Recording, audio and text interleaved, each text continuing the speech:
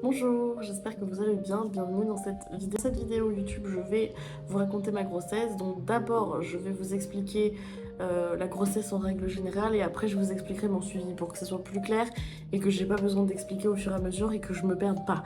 Sinon, je vais partir dans des explications, des centaines d'explications et c'est pas le but. Donc du coup, alors déjà, il faut savoir que quand vous apprenez votre grossesse, vous devez prendre rendez-vous avec un gynéco ou une sage-femme échographiste.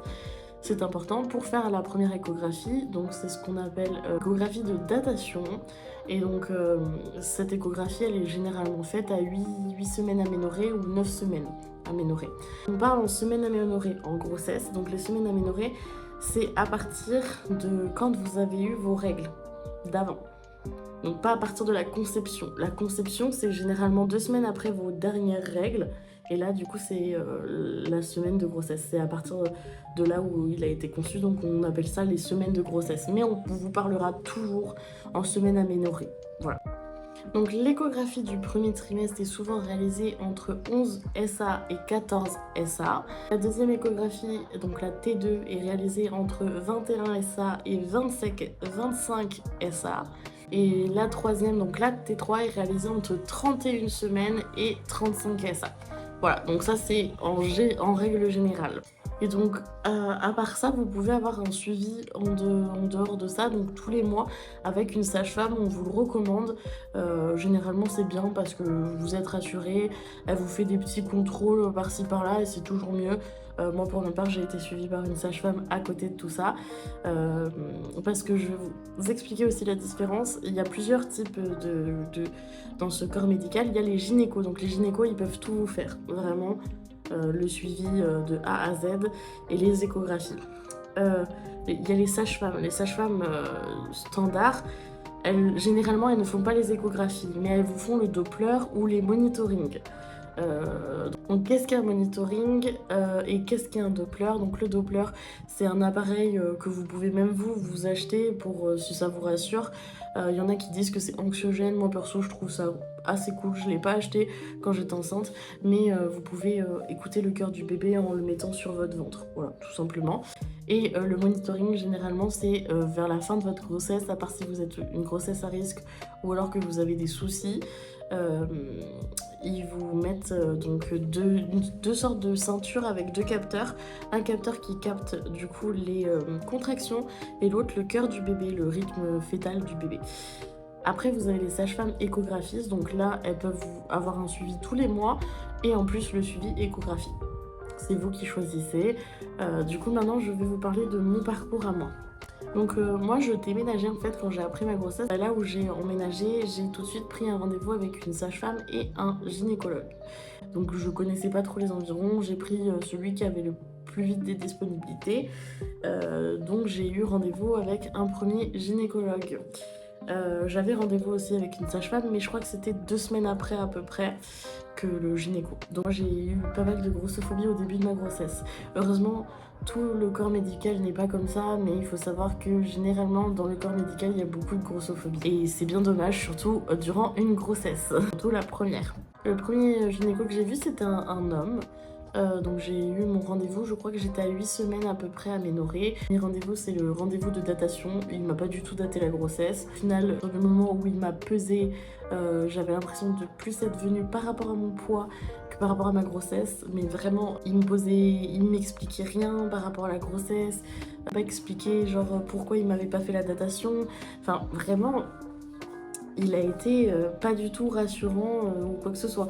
Et je tiens à préciser que je lui ai demandé si mon poids avait ça pouvait avoir un incidence sur le bébé ou avoir un risque par rapport au bébé. Il m'a bien dit que ça n'avait aucun...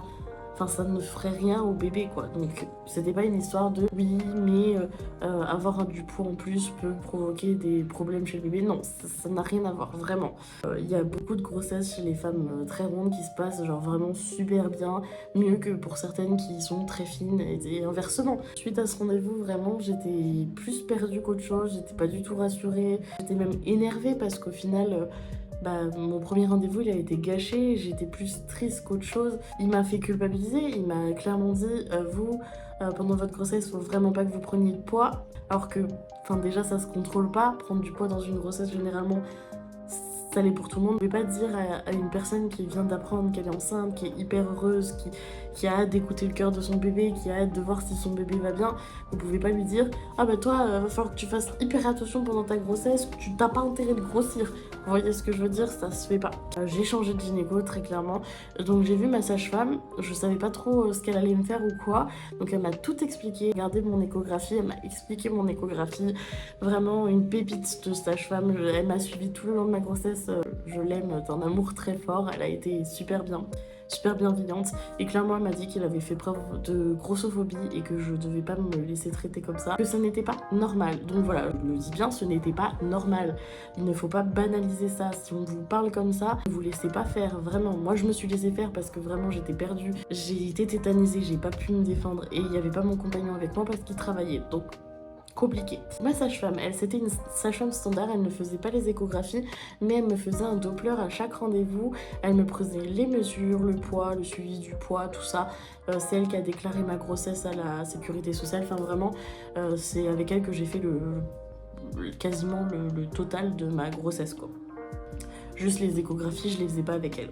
Donc j'ai pris rendez-vous avec un gynécologue cette fois-ci, homme, qui avait un rendez-vous très rapidement parce que du coup, vu que j'étais estimée à être entre 9 et 10 et ça, clairement il fallait que je me dépêche quoi. Parce qu'après c'est la T1, donc faut se dépêcher. Donc j'ai pris rendez-vous avec ce gynéco, vraiment un amour. J'ai pas continué d'être suivie chez lui parce qu'il pouvait pas faire la T1 parce qu'en fait il était espagnol, donc il avait des diplômes espagnols et pour faire la T1 apparemment il faut avoir un diplôme spécifique parce qu'il y a des mesures à faire, tout ça. Il pouvait pas la faire, donc quand il m'a dit ça j'ai dû changer. Il m'a tout expliqué, il m'a vachement rassurée, il m'a fait écouter le cœur du bébé mais longtemps parce que oui je l'ai pas dit mais le premier gynéco vraiment il m'a fait à peine écouter le cœur du bébé, vraiment même pas 2 secondes. Il a dit tout va bien, voilà. Donc lui il a daté la grossesse, il l'a daté d'ailleurs, il m'a décalé la grossesse, donc apparemment j'étais enceinte de moins longtemps que ce que je pensais. Donc au final ça tombait bien, donc j'étais a priori à 9 semaines au final, au lieu d'être à 10. Je pensais que j'étais à 10 et 3-4 jours et en fait j'étais à 9 semaines tout pile. 9 semaines et 1 jour je crois, un truc comme ça. Donc ça m'a vraiment pas mal décalé, hein. Il m'a montré le bébé et vraiment moi j'étais choquée parce que je m'attendais pas qu'à 9 semaines à Ménorrée le bébé soit aussi formé. Ça ressemblait vraiment à un bébé. J'essaierai de vous mettre des photos durant le montage. Ce rendez-vous-là, il y avait mon copain qui était venu avec moi. Donc après, entre-temps, je suis retournée voir ma sage-femme. Du coup, a pris les données et tout ça. On a fait la déclaration de grossesse.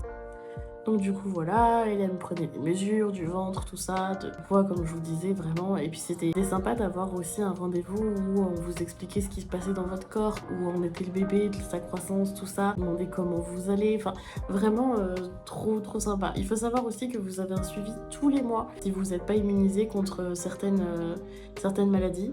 Je crois la toxo et l'hystéria, enfin je sais plus comment ça s'appelle. C'est un truc avec le fromage, enfin le lait frais, enfin voilà, donc faut faire attention. Si jamais de toute façon quand vous serez enceinte on va très vite vous en parler, ne vous en faites pas. Mais par exemple le fromage frais il faut pas en manger. C'est que du lait pasteurisé que vous avez le droit de manger. Du coup tous les mois, moi j'étais pas immunisée, donc tous les mois je devais faire des prises de sang et un échantillon d'urine. Ça c'est aussi quelque chose que je savais pas du tout. Et c'est un peu chiant, on va pas se mentir, hein. On surveille aussi votre protéine dans les urines et votre glucose dans les urines aussi, parce que si vous êtes élevé, ça peut être synonyme de diabète gestationnel. Moi, pendant toute ma grossesse, enfin pendant tout le début de ma grossesse, tout allait bien, les analyses étaient plutôt bien.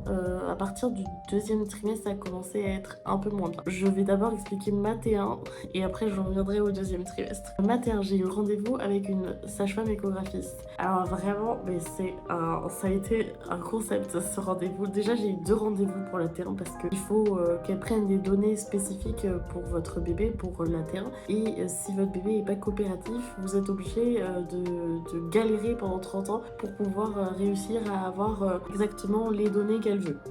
Les pauses aussi qu'elle veut, enfin faut qu'elle arrive à avoir tout à voir. Donc c'est assez compliqué. Et moi ça a été très compliqué parce qu'elle était totalement de l'opposé de ce qu'il fallait. Et faut savoir que plus vous êtes en surpoids, plus ça peut être compliqué aussi de voir, tout simplement.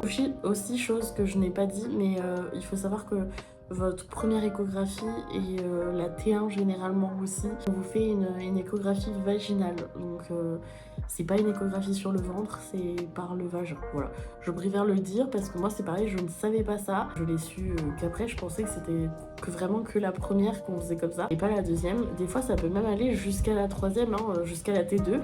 Donc voilà, faut le savoir, c'est pas très agréable, mais ça fait pas mal, hein, voilà. Donc, du coup, l'alterner entre les deux, donc entre sur le ventre et par le vagin. Et franchement, c'était pas agréable du tout. Elle a appuyé dans tous les sens pour mettre le bébé dans une position. Elle m'a fait faire du sport sur sa table et genre par terre. Enfin, genre j'ai fait du sport à côté d'elle et tout. Et j'étais sans culotte. Non mais vraiment c'était un concept genre ce rendez-vous là. Au final elle m'a donné rendez-vous à un autre rendez-vous pour un dimanche d'ailleurs sur son temps personnel. Elle a été très gentille mais elle était obligée a priori parce qu'elle avait pas d'autre place pour finir les données qu'elle avait besoin. Et l'autre rendez-vous ça a été pareil sauf que au final elle a réussi par miracle. Au final du coup elle m'a dit qu'elle pouvait pas me faire la T2, que fallait que j'aille à l'hôpital, qu'elle s'occupait que de la T1 et de la première échographie. Je trouvais ça un peu bizarre, mais j'ai dit ok, y a pas de souci, je comprends. Du coup, je me suis dit, je vais prendre rendez-vous avec l'hôpital. De toute façon, ça sera plus simple parce que comme je voulais accoucher à l'hôpital, au moins ils ont déjà mon dossier. Donc, entre-temps, je prends rendez-vous à l'hôpital et je vais voir ma sage-femme comme habituellement tous les mois. Donc là, elle voit mon échographie, elle me dit ah c'est trop bien, on voit trop bien et tout. Je savais toujours pas le sexe parce qu'on peut vous faire une estimation du sexe à la T1 ou entre la T1 et la T2, mais moi j'avais des suivis que pour échographie en tout cas, que pour la T1, T2, T3. Moi j'avais pas ça, donc je devais patienter. C'était très long et très dur. Du coup elle me dit bon on voit rien du tout, je peux pas vous aiguiller sur le sexe et tout, vraiment on voit rien. J'étais un peu triste et tout, mais bon voilà. Je crois que j'ai commencé à ressentir les coups de bébé vers 17-18 semaines aménorrhées. Alors quand on dit les coups, c'est vraiment très subtil. C'est pas vraiment des coups au début que vous sentez, c'est vraiment genre comme s'il y avait quelque chose qui bougeait en vous mais qu'on ne voyait pas du tout. Et genre c'est comme des bulles. Genre vraiment, c'est comme des bulles à l'intérieur de vous. C'est trop bizarre comme sensation. C'est pas désagréable. Hein. Vraiment, moi j'ai kiffé ça. Je sais qu'il y a des femmes qui détestent ça. Moi perso, j'ai vraiment kiffé. C'était vraiment un très beau moment. Mon copain a mis du temps à les sentir sur mon ventre parce que du coup moi j'ai du ventre. Du coup c'était assez compliqué de sentir tout début pour lui. Donc il l'a senti je crois vers 22 semaines aménorrhée à peu près, vraiment plus tard. Entre temps, donc j'ai pris rendez-vous avec l'hôpital, ils m'ont donné rendez-vous avec une sage-femme, tout simple, qui m'a fait la T2. Donc la T2 c'est super bien passé, mon copain a été avec moi pour la T2, on a su le sexe du bébé et au final elle m'a fait des examens qui sont revenus pas très bons. C'est-à-dire que j'avais des protéines dans les urines. Donc ça a commencé à inquiéter et il faut savoir que entre temps j'avais quand même des tensions parce qu'on vous prend la tension à chaque fois que vous allez tous les mois au suivi sage-femme, on vous prend votre tension. Il faut savoir que moi ma tension, il y a eu des fois où elle était un peu élevée. Donc là ils m'ont parlé de ce qu'on appelle la pré-éclampsie. Alors moi on m'a dit ça, je savais absolument pas ce que c'était, je savais pas si c'était grave, si c'était pas grave. Vraiment ils m'ont juste posé ça là, vous faites peut-être une pré-éclampsie. J'ai cherché sur internet, ça m'a encore plus paniqué qu'autre chose. Il faut savoir qu'ils font juste des examens complémentaires, des prises de sang, des trucs comme ça. Peu de temps après, à côté de ça, j'ai fait le test du diabète gestationnel qui est revenu positif aussi. Donc du coup, j'ai dû aller en urgence à l'hôpital parce que vraiment, mes protéines avaient encore augmenté et en plus de ça, j'avais du diabète gestationnel. Donc j'ai fait des examens complémentaires, tout ça. Ils m'ont fait mon premier monitoring qui était grave sympa du coup parce que là, vous avez vraiment la sensation d'être... Moi en tout cas ça m'a vraiment procuré la sensation d'être en harmonie avec mon bébé parce que j'entendais son battement de cœur. C'est entre 20 et 30 minutes généralement qu'on vous le laisse. Et c'est hyper... Enfin moi je trouvais ça vraiment cool. Aucune contraction, le cœur du bébé battait très bien, aucun souci. Au final ils m'ont renvoyé chez moi mais ils m'ont dit on continue à vous suivre un peu plus près, on va vous faire des échographies plus souvent. Donc j'avais une échographie par mois. Donc maintenant j'étais suivie vraiment chaque mois par l'hôpital. l'hôpital et par ma sage-femme. Le diabète gestationnel a été traité, j'ai dû aller un jour en hôpital de jour pour qu'il m'explique comment me piquer pour voir le diabète, le régime particulier. Ça c'est très compliqué quand vous êtes enceinte en plus, vous avez des envies, vous pouvez pas trop contrôler ça. Moi perso, je sais que c'était pour mon bébé donc j'ai fait au mieux que je pouvais et ça s'est très bien passé parce que moi j'avais vraiment pas un gros diabète. Alors je sais qu'il y a des femmes, elles font tout ce qu'elles peuvent et elles ont un gros diabète, c'est pas de leur faute. Vraiment le diabète gestationnel c'est pas contrôlable, on choisit pas. C'est souvent parce que vous avez du diabète dans votre famille, vous avez des prédispositions pour avoir du diabète donc voilà. Moi j'en ai dans ma famille du coup c'était surveillé plus et effectivement j'en ai fait. Du coup j'étais suivie plus. Il y a mes protéines dans les urines qui ont augmenté. Donc là ils m'ont donné un pot de prélèvement d'urine sur 24 heures. Donc pendant 24 heures, vous avez un énorme pot, vous pissez dans ce pot. Du coup, bon, j'amène le pot, au final, il est revenu bien. Il se trouvait que mes protéines dans les urines, c'était par rapport à mon foie. Et du coup, ça n'avait rien à voir avec la prééclampsie. Mais ils ont jamais su ce que j'avais. C'était bizarre. Pour eux, c'était vraiment bizarre et inquiétant. Mais ils savaient pas d'où ça venait. Ils savaient pas ce que c'était. Bref, donc la T2, tout ça s'est passé. Entre temps, j'ai eu une autre échographie qui s'est très bien passée. Ça allait très bien. J'avais rendez-vous avec un gynéco maintenant. Entre les deux, je crois. Et pour la T3 aussi. Je faisais vraiment une échographie par un gynéco parce que le gynéco était plus apte par rapport aux soucis que j'avais pour gérer ma grossesse. En tout cas, c'est ce qu'on m'a expliqué. À côté de ça, je faisais des monitos, donc j'étais vraiment beaucoup plus suivie. Et du coup, arrivé 32 semaines et 4 jours, j'avais pas fait encore ma T3. J'allais la faire, il me semble, mais je l'avais pas encore faite. J'ai perdu les os. Donc clairement, normalement, vous ne perdez pas les os. J'ai pas dit, mais j'ai commencé les cours de préparation à l'accouchement à 30 semaines à peu près à Ménoré. Je trouve que c'est très tard personnellement, mais apparemment c'est comme ça que ça se fait. Donc j'ai pu assister qu'à 2 cours de préparation à l'accouchement. Donc j'ai perdu les os le jour où on a fait le cours à la préparation de l'accouchement pour justement parler de la perte des os. J'ai perdu les os. Le soir. Donc je suis allée aux urgences à la maternité quelques heures après parce que mon copain était au travail, donc le temps qu'il rentre, le temps qu'on aille, tout ça. Bref, voilà. Donc c'était vraiment rupture de la poche des os, c'était même pas une fissure, c'était vraiment une rupture. Hein. Il se trouve que mon bébé était en siège, donc ça veut dire la tête vers le haut et les fesses vers le bas. Donc il faut savoir que quand vous perdez les os, vous avez plus trop de liquide amniotique, donc pour que le bébé se retourne, c'est quasiment impossible. C'est possible, mais c'est quasiment impossible. Donc du coup, ils m'ont hospitalisée, ils m'ont perfusée pour me donner un produit pour arrêter les contractions, arrêter le travail. En même temps, ils m'ont fait une piqûre sur 48 heures aussi pour les poumons, les fermer plus vite. En gros, ils sont pas totalement formés à ce moment-là de la grossesse et du coup ça les permet de se former, de se finir plus vite. Du coup ils m'ont fait ça et donc j'ai été hospitalisée pendant une semaine. Au début ils pensaient que ça allait être jusqu'à la fin de ma grossesse. Au final ils m'ont dit vous pouvez rentrer chez vous mais vous êtes alité de A à Z. Vraiment je n'avais pas le droit de bouger, juste pour aller aux toilettes et me laver, mais vraiment le reste il fallait que j'évite le plus possible. C'était très contraignant mais en même temps j'avais pas trop le choix. Ça a été une fin de grossesse assez dure pour moi parce que vraiment je comprenais pas ce qui se passait. J'avais des examens pas bons mais on savait pas me dire ce qu'il y avait, ils savaient pas pourquoi et en même temps j'ai perdu les os, on savait pas pourquoi et au final bon on m'a dit clairement ça sera une césarienne programmée parce que pour votre premier accouchement on ne veut pas tenter l'accouchement en siège. Faut savoir qu'il y a des hôpitaux qui acceptent l'accouchement en siège quand vous arrivez pas à terme parce que le bébé est petit et du coup ils estiment qu'il peut passer. Moi mon hôpital il acceptait pas du tout ça. Surtout pour un premier accouchement. Apparemment pour un deuxième ils seraient peut-être plus susceptibles d'accepter mais pour un premier c'était pas possible pour eux et dans tous les cas je pense pas que j'aurais tenté honnêtement. Donc bon voilà. On a commencé à me parler de ce qui allait se passer, de l'accouchement que j'allais vivre, tout ça. Pendant que j'étais hospitalisée la semaine, les 3 semaines que j'avais prévues chez moi, je devais venir une fois par semaine à l'hôpital et j'ai été suivie 2 fois par ma sage-femme chez moi à domicile. En plus de ça, j'avais deux prises de sang dans la semaine pour gérer les infections, tout ça, parce qu'il faut savoir que quand vous perdez la poche des os, le bébé est en contact avec l'extérieur.